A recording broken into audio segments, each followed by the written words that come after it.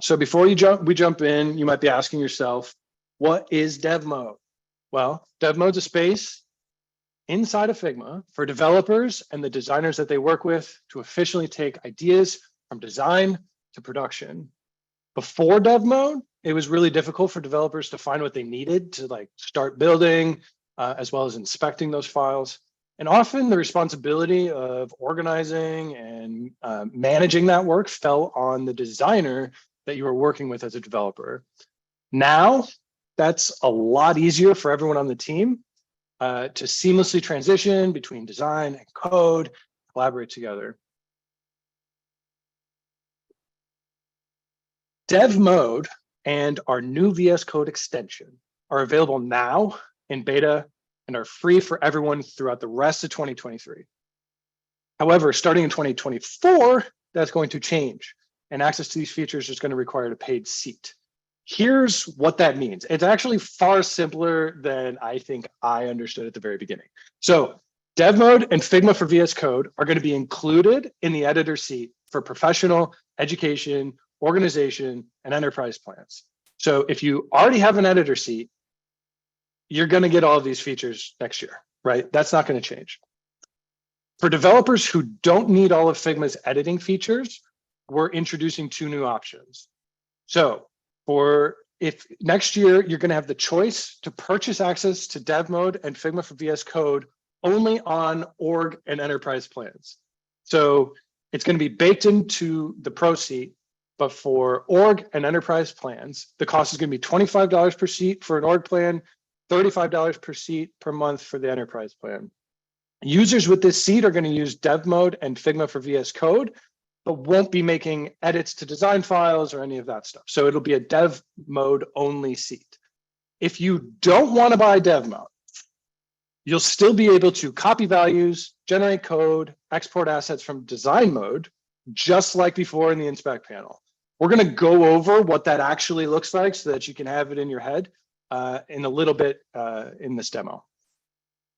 If you want to learn more, 3 resources. 1, visit the Help Center. That's going to be a great place to get your questions answered. 2, watch the deep dive. Lauren and I spoke at Config with a couple other awesome folks, and that video is up on YouTube.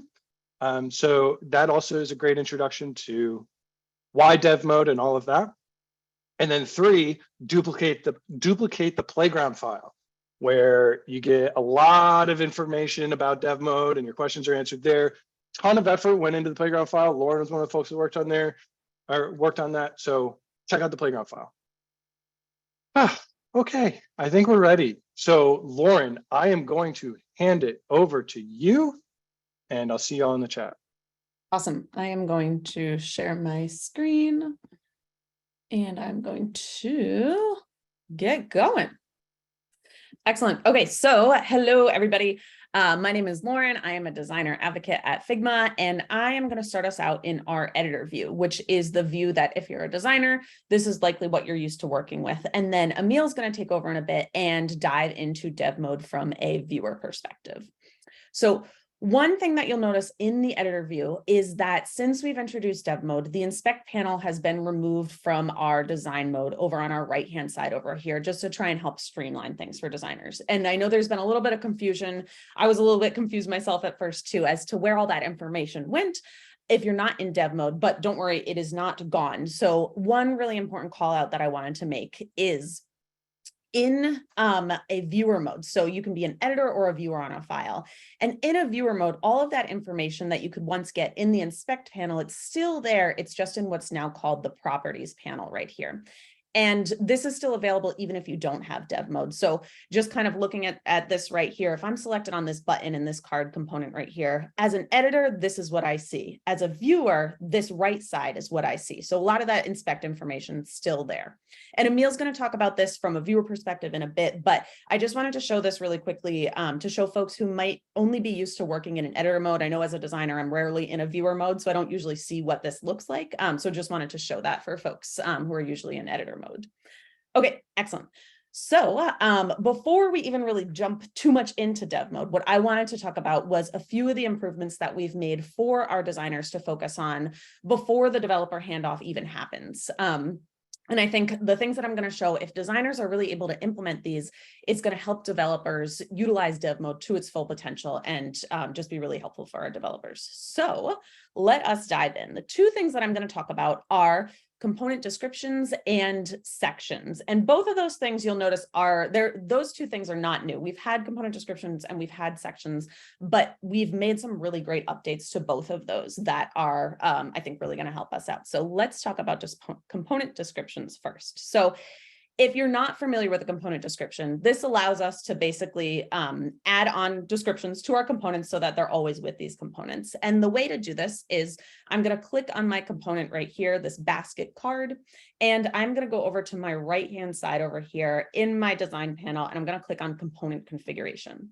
Now, if you're used to using the component configuration, you'll see this now, and you'll see that this looks so great. It looks so much better than it was before. They've made some really great improvements to this. I think not only with just accessibility, now that the labels are outside of the input fields, but even things as well, just like as far as the markup goes here, we can add in just a lot more details to make the description as best as possible for our developers. So I'm just going to grab my description here, and I'm going to pop back into the component configuration. I'm going to put it right here and in my description, and I'm going to bold this, and I'm going to add some bullets here. So I can add all these details in here. I could even add things like more links or even code or code blocks if I wanted to. And then I can add, if I know like there's a very specific link that I want to add in here, I can do that here as well. So I've added this to my component.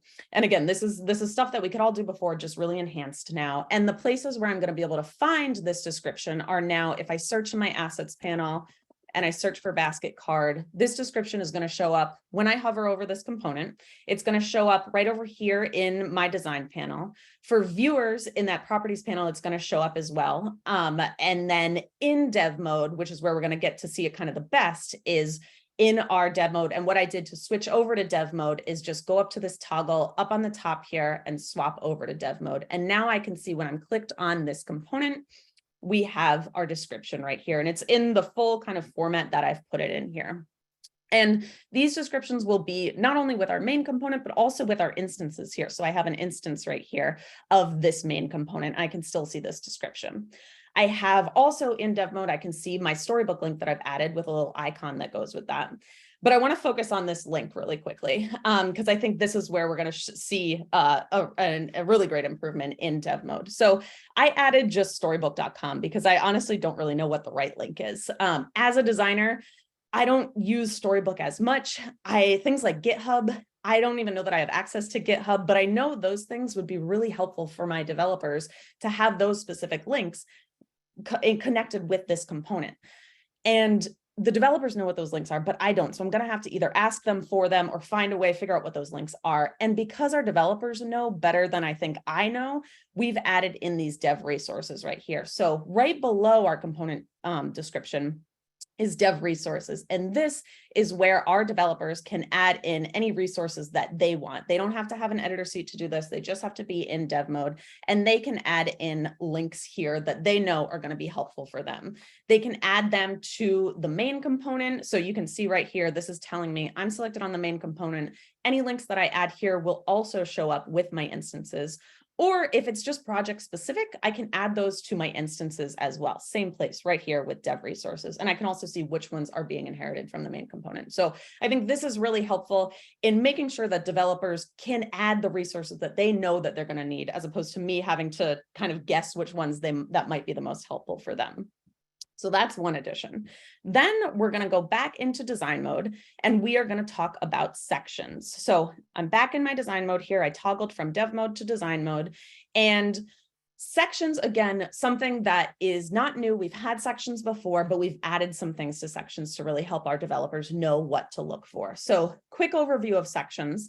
you can create a section by going up in your top left-hand corner to region tools and dropping down to sections right here. And I can create a section that way. I can use Shift S to create a section. I can also, if I wanted to wrap some frames in sections, I can select those frames and do Command S to wrap it in a section. And I can also change the color of my sections because that white's kind of hard to see. And now I changed the color and that's a lot better. These sections are really meant for organization. So while frames are more presentational, these are what our screens are going to be, these frames.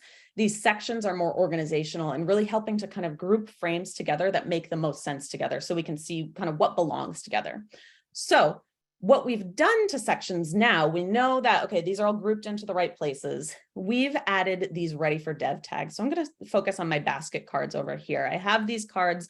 I know these are ready for development. Not everything in my file is ready, but these are, and I want to signify that to our developers. So there's a couple of different ways that I can do that now.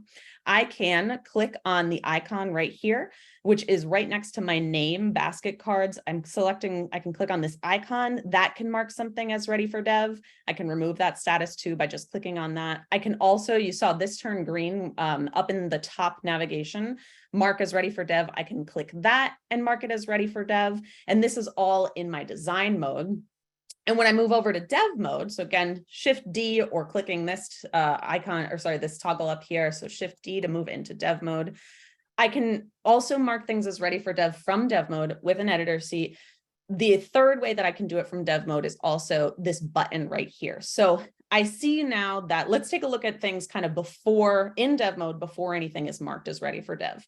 We have the layers panel here looks a little bit, I'm looking on my left-hand side over here. It looks a little bit different than the design mode layers panel. So I'll just swap back and forth a little bit. I'm in design mode right now. This is my layers panel here.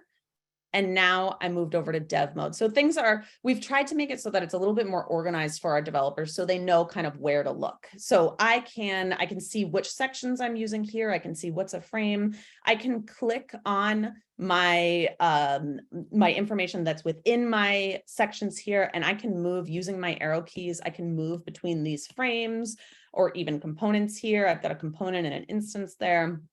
I can move between that. And then once something is marked as ready for dev, so just kind of focus on this left-hand side over here as I'm ready to mark this as ready for dev. You'll see when I click on this mark as ready for dev button, this new area appears. And this is specifically telling my developers what sections are ready for dev. And when I click on this, these new thumbnails have appeared. So this is telling me all the information that's within this section. It's also telling me when each of these things were last edited. And this is going to be really helpful to kind of cue us to see if we should check the compare changes, which Emil's going to go over in a minute and talk about what that is. So this section now, I don't want to use the word section because sections is a different thing, but this area right here, when I've created this section as ready for dev, I've set that to be ready for dev. This area here is now present. And then one last thing, so our developers know kind of where to focus on. One last thing is that when this is marked as ready for dev, I can copy this as a dev link. And why this is helpful is because when I went over kind of the two different views in the beginning of how this is how an editor sees versus this is how our viewer, if your developer is a viewer, that doesn't mean that they're automatically dumped into dev mode. Like they're not put right into there. So they still have to toggle into dev mode. But if you send them a dev link specifically, that's going to put them right into dev mode. So they don't have to worry about kind of toggling back and forth. They can be put immediately where we want to be, where all that information is. So I'm going to go ahead and I'm going to send that dev link right over to Emil, and he is going to take us through some of the really amazing new areas that we have in dev mode that are going to help out our developers. Emil, off to you, my friend.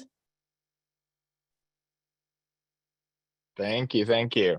So I'm going to go ahead and share my screen. I was about to stop video. That's the wrong button. Here we go.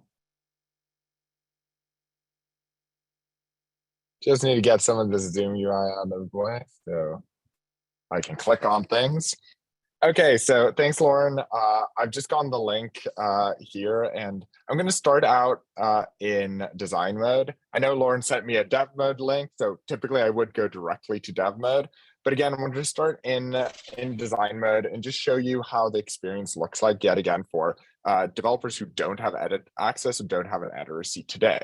So this looks very similar to what I was used to before the launch of dev mode. So before config, I can click around, I can select any elements as part of my design, and I can see, for example, if we go to one of these basket components here, I can see all the documentation still, layout information, colors, and so forth. And for any code, I can still copy any element as CSS, iOS, or Android code. So it's all still here. We did rename it from inspect to properties. We felt that was better, but it's more or less the same as before there. However, I'm really excited to get into dev mode. So I'm going to toggle on this switch. And again, I would get automatically into dev mode if I had clicked that link Lauren sent me. So you'll see here on the left, as Lauren was saying, I see everything that's ready for development here. And by default, I don't see all the other layers. Now, I see them on the canvas, as you can see, but they don't show up in the left navigation. And this helps me really know kind of what parts I should be focusing on. And I can resize this to see kind of a different amount, right? And kind of customize it for my screen size. But the one thing I see here, just give me 1 second. The one thing I see here is that this basket card was edited 2 days ago, compared to all these others that were edited 7 days ago. Now, I don't know about you, but as a developer, I'm not in Figma like 8 hours per day, as designers maybe. So I'm coming back maybe a couple times a week instead. So 2 days ago, that sounds like something I've missed. So I'm going to go and click on that basket card. And here, I'm going to actually just go and expand this sidebar to make it a bit bigger. I'm going to go ahead and click compare changes. So this will show me the differences and kind of what Lauren changed. And now, again, like something I always have trouble with is like spotting small differences. So here I can see that this is brighter. So it's like a white background here. And if I click on this, we can see here that the colors change from like F5, F5, F5 to pure white. And now when we were doing a run through of this, actually, I thought this was the only change. So I actually got to use compare changes really meaningfully here as well, where I actually totally missed that this button configuration had changed. But compare changes really told me that, hey, there's something different here. And that way I could easily see that, oh, so this was changed to a quantity stepper component instead of this quantity selector. And we can see here how the kind of buttons are oriented in a different way. So that tells me exactly what I need to change, and I can kind of go into code and do that right away. Instead of, you know, me trying to ship this feature and Lauren coming back to me like 2 days before launch and being all like, oh, why didn't you change this? Or like, we need to change this ASAP. Now I can kind of get ahead of that and have that ready to launch, and no kind of last minute tickets being filed on that. And now, if I had a really hard time seeing this, like really small differences, I can go into the overlay here. And this allows me to just kind of drag this slider and super clearly see exactly what the differences are. So this is really, really useful.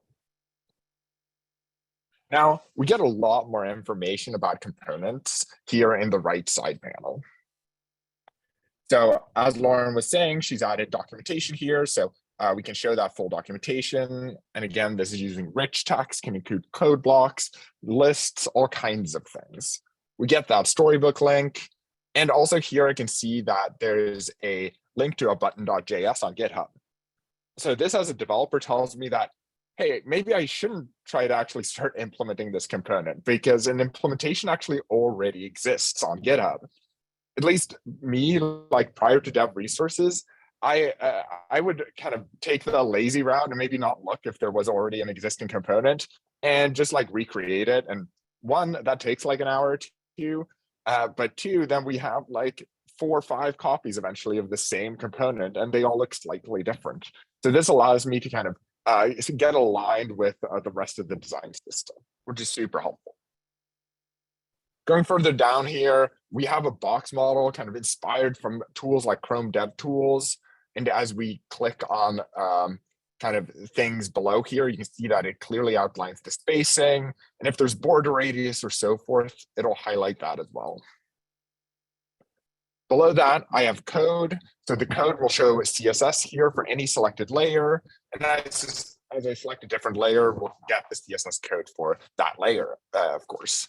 So for example, we can click on the fruit name here, and you can see the code here is for that typography. We get all those typography styles, and we even use CSS variables when the designer has used design tokens or variables in Figma. Now, if we're not using CSS, which not everybody writes CSS, not everybody even writes code for the web, right? We can go here and switch our language. But before I show that, another thing I want to show is we actually have the ability for us to change to use rems. For example, here we can see that the line height is 2 rems, which is actually what we want instead of that 32 pixels.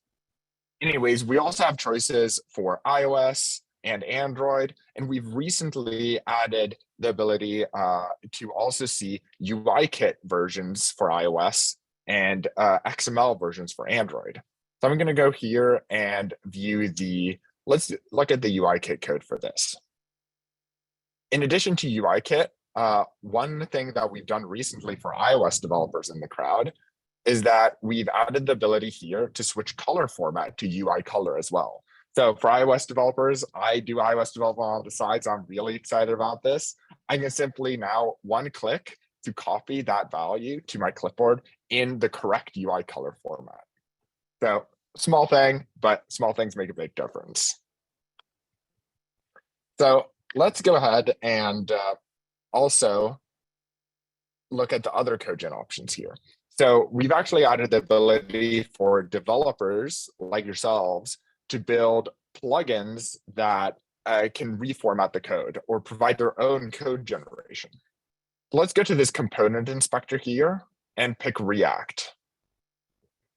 So here we have this React component inspector, and we can choose Angular, whatever. This is a plugin that's on our community, a Figma community, that you can just simply start using whenever you want. Now let's see here. It only works on components. It's a bit slow to load now. Let's see if Angular works better. We can get back to this in a second. Anyways, let's click into this favor toggle here. I also wanted to show how we've really brought up things like colors and assets into the inspect panel, as well as export. So from here, you can easily see all the colors used within your selection. So here we can see we're both using kind of a token for a strong border, the icon primary, as well as the surface default white color. So here we can easily copy that variable from here, or copy the hex code or any other format. And we can also, with one click, download any of these assets if we want. Now, as we're looking to build this component, I wanted to show another aspect of demo, which is plugins. So just like this component inspector, which is, we call a code snippet plugin, it provides code snippets, so pieces of code that instead of the kind of built-in CSS. But we also have other kinds of plugins, and I'm going to show Jira. So if we can read about Jira here, and I've run it before, so I've already logged in. But if you hadn't, you would just sign in with your Jira account. Once that loads up here, we can see that we can create issues directly inside of dev mode. And this is super useful. As I'm, say, going through the designs with my designer, PM, and so forth, I can click around, let's select this thing or anything, and we can just create a new issue here and say, like, add cart button to carts. And then the Zoom UI is in the way of the button, so I can't click create task. There we go, create. And then we've created that. And then we can go on and, like, this one had changed, right? We'd seen that in compare changes. So like update quantity selector. We can do that. And that way we can kind of do all our planning directly within dev mode. And we can always go back here, change assignees, labels, due date, change whether it's done or not, and can kind of have all that attached to the designs. And if you use Jira in dev mode, the Jira ticket in Jira will also have a link back to that design, so you can easily jump back and forth. It's really great. If we close Jira here, you can see that there's a ton more plugins from the community. Everything for like code gen for React and Tailwind to more control over variables, or full Figma to code for HTML, Flutter, and more. There's a ton of stuff in Figma community, and it's growing every day, and it's really, really fun to see. So definitely check it out and see if there's anything for you there. Now, let's go away from these basket cards. And I know Lauren just marked this as ready for dev, but I'm curious. So I'm going to look at some of the other things because I'm still allowed to look at these things. That ready for dev label is just a hint what I probably should be looking at. If I look at this full website, it's looking really great. And one thing you'll notice as I'm hovering around here is that we've done a lot to highlight many more components on the canvas as I'm just hovering around. I know what to click on. Here you can see we're calling out things like spacings. And if I hover here, you can see, oh, okay, that's spacing medium. I can easily see all the variables used. If I hover over here, I can see this is purple. So that's a component. I can see that's the product card grid component. That's great. If I click in here, I can see that's a button. And I can see the different parts really clearly. And yeah, hovering over here that these use sizing medium as their spacing. This gives me really kind of quick overview of everything that needs to be done. It allows me to really judge the feasibility of building this design because I know kind of what components are used and so forth. Now, speaking of kind of feasibility and building, the last thing I wanted to go into is kind of jump it out of actually dev mode and jump into Figma for VS Code. So if I go over to VS Code here, I have an empty CSS file here. And we've actually built Figma for VS Code, which you can find in the extension store here, searching Figma, and Figma for VS Code will come up. Now, I've already installed it, so I'm not going to do that now. But once you install it, you'll be asked to log in. And that process should be a lot smoother now. We had some issues with login in the first couple of weeks, but our engineers have been debugging that, and we think we fixed most of them. So give it a try again if it didn't work for you before. If I go into the Figma icon here on the left, you can see it shows me my notification count. And actually, Lauren's added a notification here. Sven, somebody on my team, added it for a new PM joining, actually. This is a FigJam file. But I'm going to use this to go to my recents here. And if I open that up, once this loads up, we'll see that we have this component selected. And we actually see Lauren's cursor here, which is great. So from here, what component was it that changed? It was this basket card. So let's implement this basket card. And what's really magical about the VS Code experience, or what I find awesome, is I can kind of just click on the thing I want to build, and then I can start typing CSS. So let's have a class for the price. I can open up that curly brace, and it'll give me the code I need. And let's go for the image, and it will give me that code as well. And how about we go with the name as well? And I can just press tab and it gives me that code. So it gives me everything I need right from there, which is really cool. And it allows me to really get that scaffolding up really quickly. And then if I need to go back and say, actually, this should be overflow visible, I can just edit the code. I can change it however what I want, or if these should use a variable, then I can go change that. That's fine, but it helps me really get started really quickly. And we support CSS. We also support in a lot of CSS and JS frameworks. So like emotion styled components. And if you use like style tags and Vue, you can do the same thing here, like basket card. Let's pick that. That works totally fine as well. It also works for individual properties. So we can start typing background. And here it gives us two options actually. And it's going to be that one that I pick. So, and I'm going to do that instead of this background that wasn't using a variable. So a ton of opportunity there. Now, another thing is we can bring up this inspect panel from the bottom here. which is on the bottom, so you can really use side by side and kind of keep that screen real estate. And here we can go to assets. And if I click on this toggle, we can actually choose to download assets right from here.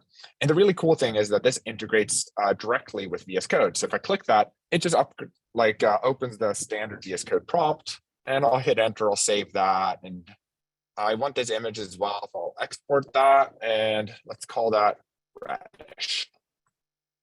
And if I go to my file explorer here, you can see that I got an image folder, and I have that favorite SVG right here, and that radish right there as well. Now, finally, the thing I want to show is we are in this view component, for example, and we click on this basket card. One thing that's really helpful is when we kind of leave breadcrumbs for other developers in the future.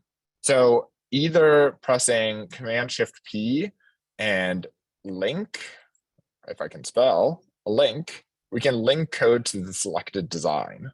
We can also do that with this button here, link code file, and choose the file that's open. And that creates a link here to the component.view. Actually, if we go back to dev mode here and find this, which one was I on? This one? Yeah, here. We can see component.view as a dev resource right here. And we can always, if we want, open this in VS Code directly from dev mode. And for example, if we close component.view down and click this link, even though it goes to GitHub, we notice that this file is in your VS Code, and we'll just open it in VS Code instead. So this is a super powerful way to kind of leave breadcrumbs for other developers to follow later on, see that there is already an implementation for this. They can go copy from that or add to it or whatever they want. And that's it from me. Amazing. Thanks so much, Emil. If you wouldn't mind sticking around, I think we got some Q&A that we can start to get through together. I'm gonna pop open Figma again here. I did want to say, I know the component inspector wasn't working for a second on your screen, but I can confirm it does work. Here's kind of, there was some interest in it in the chat, so I wanted to show the sort of stuff that shows up when that plugin's running. So I have a button selected here. And we can see that like we have both instance code and definition code with some TypeScript as well. So that's the sort of thing that plugin generates. I built it, and yeah, you open source on GitHub too. So if you're interested in building stuff like this, it's awesome, and it's up there or out there on GitHub.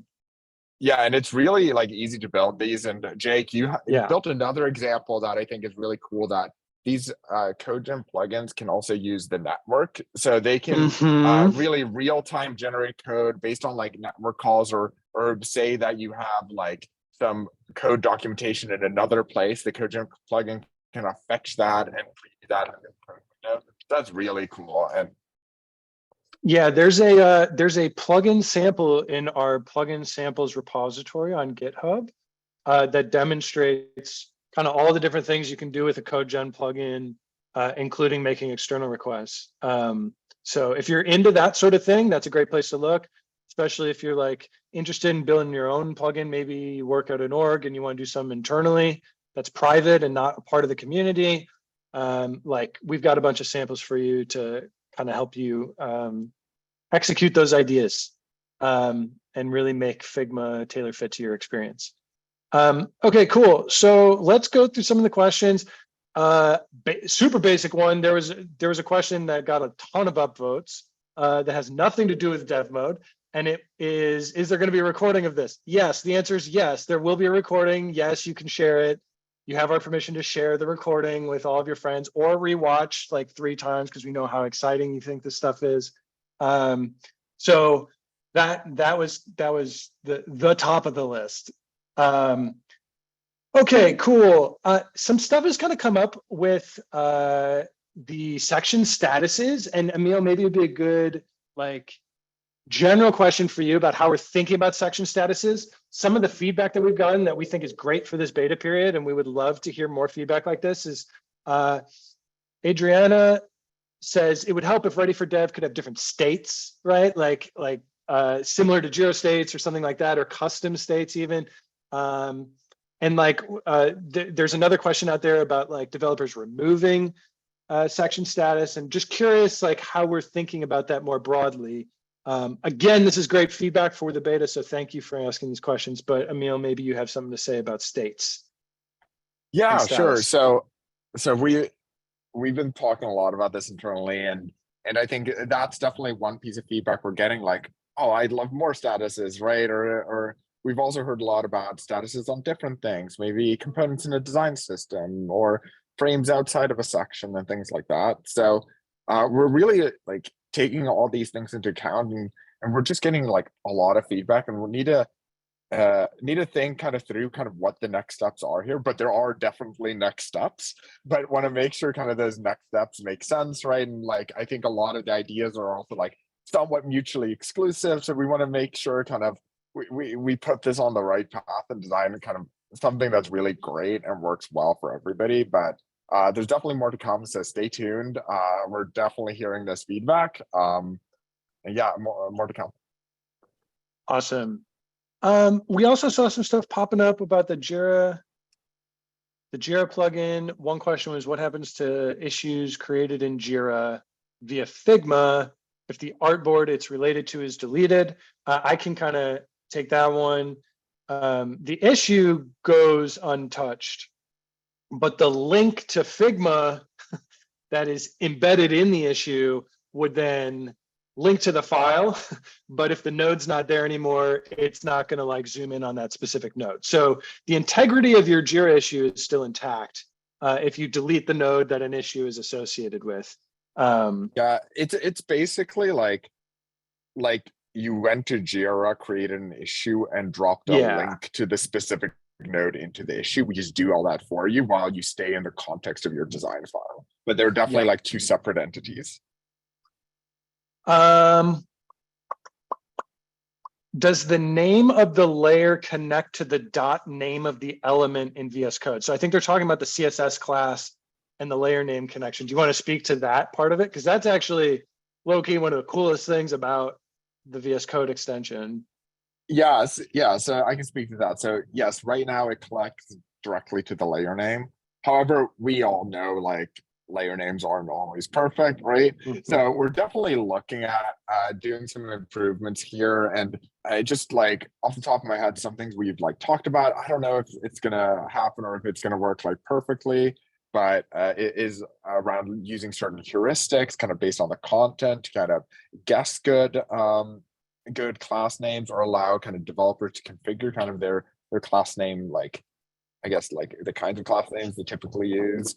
But we definitely know like that's like not a perfect solution because a lot of class names aren't perfect, or layer names aren't perfect, and that's fine. And we are thinking of ways how to kind of expand that to more designs, regardless of like how good the layer names are. But the great thing is like as it generates that code, you can always change that class name. If it generates like a class name you don't want, you can just like retype it and that's fine. Yep. You know, there's a question and answer that I think is probably a good one to pull out. Emily asked if there are any plans to support IntelliJ products like WebStorm and IDEA. And I think Akbar's answer is like really good here. Akbar's our other developer advocate who's been helping out a lot in the chat right now. Akbar says if you're referring to supporting an integration like Figma for VS Code, we don't have any current plans to build integrations like that, but like we're constantly looking to meet developers where they're at. So that's great feedback. If you're saying that there's a gap there, we want to hear about it. So if there are other environments that you see a vision for how we can kind of like meet you where you're at, or your development team where they're at, please let us know. That's I wanted to call that out. I want to add to that as well. That's 100% correct. But I would add to that like we are in beta still, and we know Figma for VS Code is not perfect yet. So before we kind of expand to more editors or places where kind of we could imagine these integrations, we really want to use this as kind of the proving grounds for some of our ideas and continue iterating to kind of the best experience within your editor that we can possibly get. And after that, I think what Jake said really applies. Like we'll be looking at kind of more places to be able to integrate into your workflows. Yep. We have a question about accessibility that I think has a bunch of thumbs up. I haven't fully read it yet, but we're gonna go for it because accessibility is really important, and we got 10 thumbs ups. So accessibility often falls to us as designers to define. Are there tools, a part of design or dev mode that will help both teams own accessibility compliance and or allow designers to communicate expectations directly in the designs? For example, they give text should resize responsibly to zoom settings and that sort of a thing. There's a couple of things that I think we could speak to immediately for this, and it got 5 more thumbs since I started reading that question. So I'm glad we're answering this one. Yeah, so accessibility, we've got a couple of things here. One is the addition of rem in dev mode, right? So the root M unit is something that respects the user's font size, right? So you can look at our pixel values now in terms of rem, and you can set an example scale for that when you're doing things like codegen plugins or looking at our auto-generated snippets. That's one in-product feature that we added that speaks directly to this. The other thing I'd add is that like our extensibility platform and building plugins is a great place for this stuff to really play out to the specific needs of whatever platforms you're developing for, right? So like accessibility is going to be different based on the products you're building, based on the frameworks that you're using to build products, for example. For some folks, implementing an existing JavaScript component library like a material UI or something like that is the best way to enforce accessibility, throughout the code base. And so plugins are a great way to do all of the things related to accessible UI. So I would be interested in hearing like maybe from like a designer perspective, like how we can think about accessibility at the design level and start to like think of these things in advance and kind of like get them in the file, so to speak. I don't know, Lauren, if you have anything to speak to that. Yeah, I think I saw somebody put it in the chat too, and I was thinking the same thing, but in the component description, and I know the question was kind of about how it does fall a lot on designers, but I think putting things in the component description of how you want things to resize and like if they shouldn't fall below a certain size or something like that, putting that all in the description, so at least that can kind of live with the component so that anybody that is looking at the component can see it, I think is a really good way to start and have all that information with it. Yeah, and lastly, one thing now is Figma also supports variables, or you may call it design tokens. That's a really great thing as well for accessibility, because now like the font size is not 24 pixels, it's the large text font size, which, right, like you have probably defined with your team, should have certain scaling properties, look differently on different devices, etc. Instead, font size is like one example, but there's variables for all sorts of. And I think it's probably also worth mentioning, like our roadmap, we're constantly thinking about accessibility implications and allowing folks to develop more accessible applications. So like, can't speak to anything super specifically right now, but I can say that there's a lot of effort going into this exact problem, and like, it's really important to us. Ezra's got the next most upvoted unanswered question here. More statuses would be super helpful, not just ready for dev, but in progress, etc. I'm also wondering if there will be a way to mark specific frames as ready for dev instead of entire sections. Do we have, maybe it's a question of the implementation of the feature, but then maybe it's also a question of like best practice for sections. Like, how are we thinking about that? Like, why are we thinking section is the way to go for this? And like, Emil, what can you say to that? I can answer this question quickly because I think I covered most of it in another question. Like, we are hearing this feedback and it's definitely something we're thinking about. But the reason for sections is really we're thinking about this as an organizational principle. And frames is well, they're really great because they can be used for everything, but that's also kind of has like two sides to it, right? So we want to at least start with kind of sections which were clearly organizational, but we are hearing the feedback and we are thinking about how we can potentially expand it into more things, as well as expand potentially to more statuses. Like all of this is kind of feedback we're hearing, and obviously kind of discussing as a team as we figure out next steps. Agreed. We're looking at ways, this is anonymous attendee asks, we're looking at ways to keep our code base more aligned with design programmatically. I saw Figma may come out with an API to help with this. Can you talk about the API? Wondering if it can make our dev teams more efficient. Yeah, so this is kind of a broad API question. And I know like for us, we're very like close to our APIs. So sometimes we can kind of get a little too far into the weeds. So let me talk about our APIs like more broadly. We have a few different APIs. One is the REST API, which is used to kind of access Figma from outside of the world of Figma, right? So you're getting into files, you're getting into variables, you're getting into stuff, pulling it out and doing stuff. And maybe you're doing an integration for your software that you've created. So there's the REST API, which is all about analyzing Figma files and that sort of thing.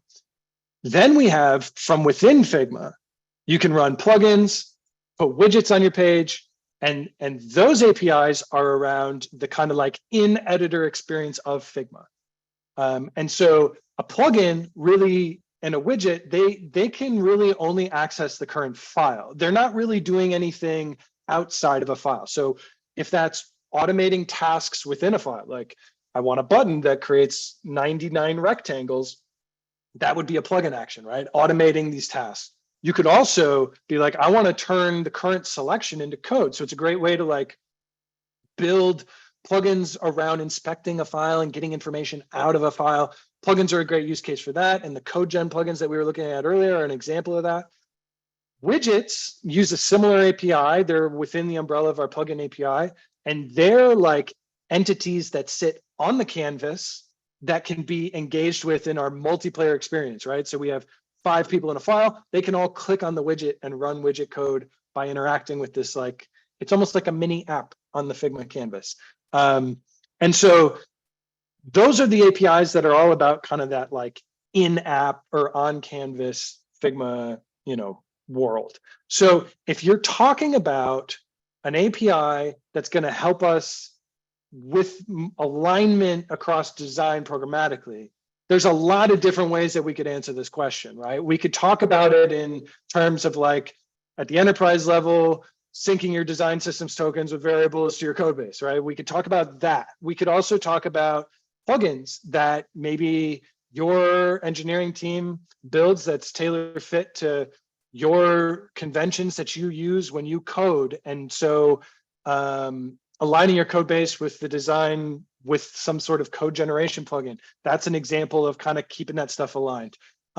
There's also like, when you're talking about a design system itself is a great way to align what's happening in your code base with what's happening in your design files. And sometimes this doesn't even require specific APIs, but it's like, if you're aligning the language that you're using between design and development, that's another way to keep that stuff aligned. And plugins could be a way to enforce that, or a plugin can be like, hey, I already know what all the code is for your design system. And so in Figma, when you say you're using the user card, I know exactly what the code for that is, and I can show that snippet next to it, to limit that overhead that developers have to implement a piece of design or front end.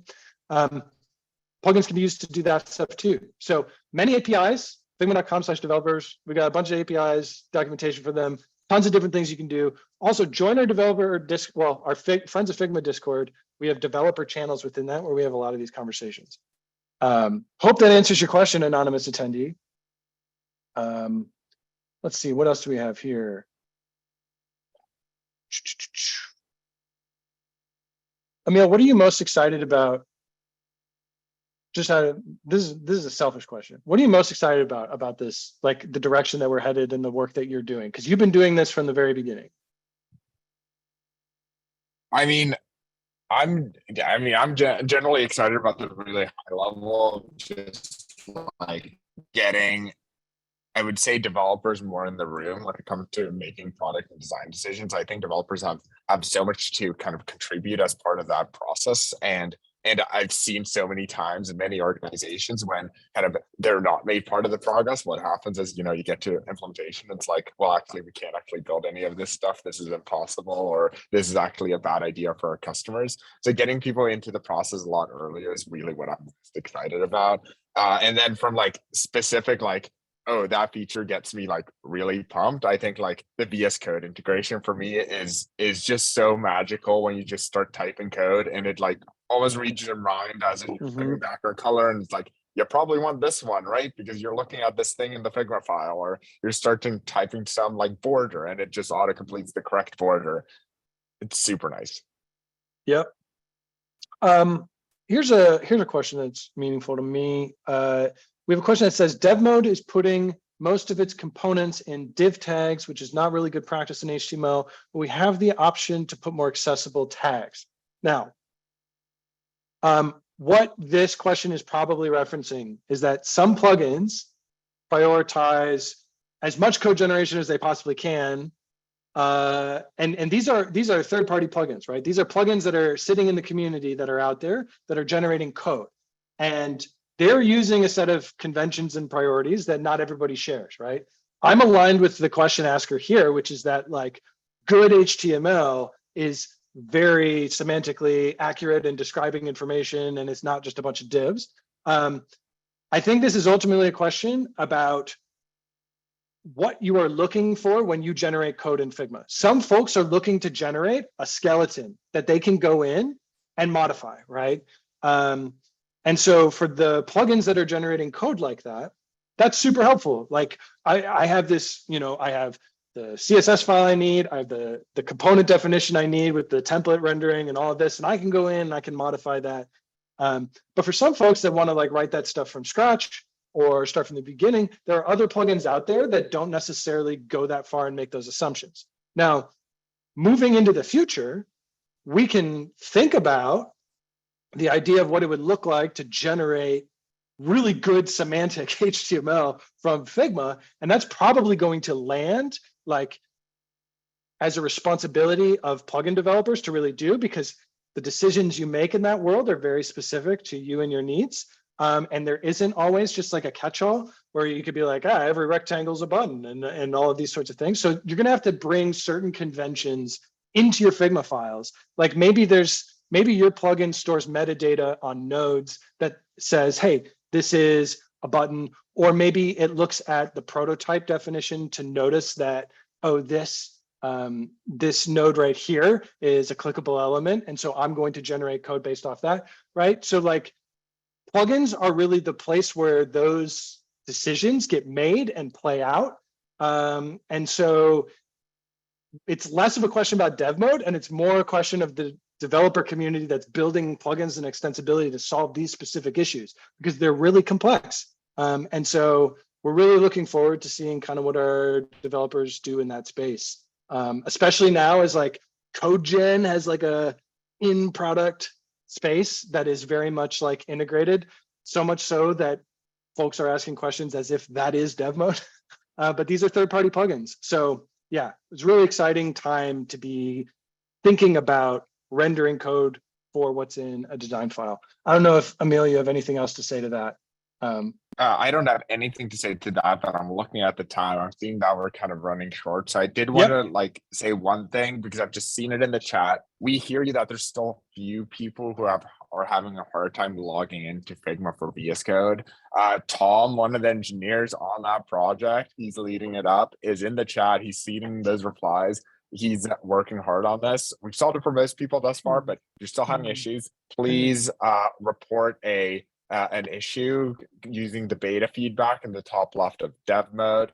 That'll kind of give us all the information we need, and we might even reach out and try to help if it's kind of a specific case there where maybe you can help debug this a bit further. So we're on it. We're doing our best here. Amazing. Yeah, Lindsay, we hope to answer unanswered questions after. We have 46 open questions, so Thank you so much for asking so many questions. We got to as many as we could. Before we close out here, future live streams, figma.com/events, suggestions and ideas for live streams and things you'd like to see or learn more about, maybe about dev mode, maybe about variables, maybe about anything. Reach out to community@figma.com. We'd love to hear from you. We have more live streams coming up. Love y'all. Check your emails for the live stream recording, and we'll catch you on the flip side. Thank you all. Bye. Bye.